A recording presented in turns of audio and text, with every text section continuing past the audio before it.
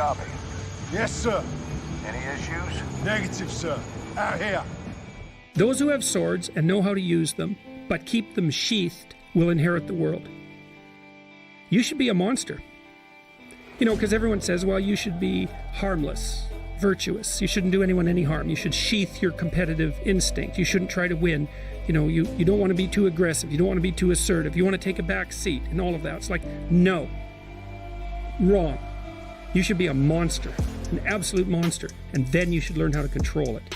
Do you know the expression, it's better to be a warrior in a garden than a gardener in a war? Right, exactly. That's exactly it. Yeah. And that's exactly right. It's like, is there something wrong with being competitive?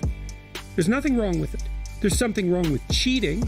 There's something wrong with being a tyrant. There's something wrong with winning unfairly. All of those things are bad. But you don't want people to win? What's the difference between trying to win and striving? You want to eradicate striving? Well, it's the uncomfortable feeling that people associate with losing. When they've personally experienced it, they look at losing as they've been oppressed or they've been hurt. But what they don't understand is that is the motivation for growth.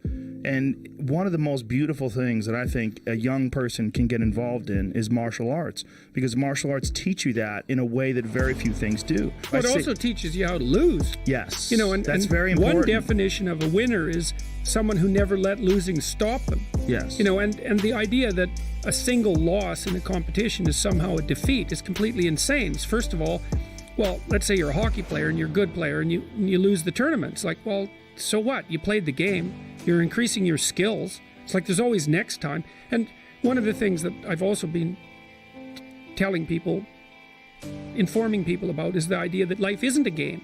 It's a series of games. And the right ethic is to be the winner of the series of games. And part of that means you have to learn how to be a good loser, because you're not going to win every single game. But you also have to embrace those losses as learning experiences. And the people that have never lost are afraid of losing. They're afraid of learning. You're afraid of that feeling, that terrible feeling that you get from losing is so beneficial. It's aided me in so many ways. Like, it's one of the reasons, and also one of the reasons why I talk so openly about bombing on stage. And I do it with other comedians. I always want to tell people, yeah, I'm an established comedian. I've been a comedian for a long time. Let me tell you about, like, when I was 2 years in or 5 years in or 4 years ago. Like, let me tell you about some horrible moments on stage where it went wrong. Just so you understand, like, those things took me to another place. Yeah. Because I realized I don't want to ever feel that feeling again. And so I ramped everything up. And then I went back to work and I went over my notebooks and I went over my recordings and I figured out what I was doing wrong and I tried to improve upon it. But if it wasn't for that horrible, sick feeling, that's the same feeling you get when you get tapped out in jiu-jitsu class. Same feeling you get when you lose a martial arts tournament or anything else. Losing is important.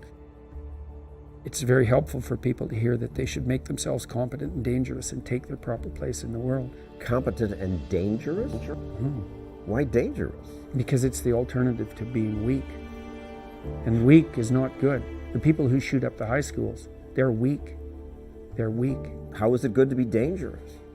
Because it makes you formidable. And life is a very difficult process. And it's not you're not prepared for it unless you have the capacity to be dangerous. That doesn't mean that you should be cruel. It doesn't mean any of that. But one thing I'm not getting, there's a big difference between letting people do something for themselves and saying men should be dangerous. By dangerous, that implies I should be ready to threaten someone, to hurt somebody. No, you should be capable of it. But that doesn't mean you should use it. There's nothing to you otherwise. Like, if you're not a formidable force, there's no morality in your self-control. If you're incapable of violence, not being violent isn't a virtue. People who teach martial arts know this full well, right? If you learn a martial art, you learn to be dangerous, but simultaneously you learn to control it. Both of those come together. And the combination of that capacity for danger and the capacity for control is what brings about the virtue. Otherwise, you confuse weakness with moral virtue. I'm harmless, therefore I'm good. It's like, no, that isn't how it works. That isn't how it works at all. If you're harmless, you're just weak. And if you're weak, you're not going to be good. You can't be, because it takes strength to be good. It's very difficult to be good. Your life would feel better and richer if you had a goal, you chased that goal, you accomplished some things, and you would get this boost of confidence, you'd get this boost of self-esteem, like whatever it is that you're into doing. Maybe you're into drawing comic books, maybe you're into making pottery or sculptures, but find whatever that is and pursue that. instead of doing nothing. Like the people that are doing nothing, doing something might be as simple as like that Alex Honnold guy. He just climbs rocks, but he's world-class It's rock something, climber. though. It's something. You don't truly appreciate relaxation unless you've worked hard. And that is the yin and the yang of life. And I've said this to the point of people getting sick of it, but one of the worst decisions a man can make, I can only speak for men, obviously, is to be comfortable. I don't think you should try to be comfortable. I think what you should try to do is try to earn comfort.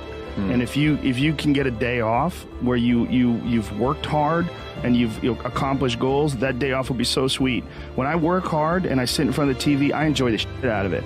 I put my feet up, I have a nice drink, I enjoy one of my those free chairs time. that- I'm more of a workaholic than I should be, probably. If the balance was, I probably should relax more than I do, but I never feel like I earned it. But that's part of the reason why when I do feel like I earned it, I can enjoy it. It's because I am more connected to the idea that I need to accomplish things. Hi. I want to make this message short and sweet. It's aimed at those of you who might be considering some New Year's resolutions.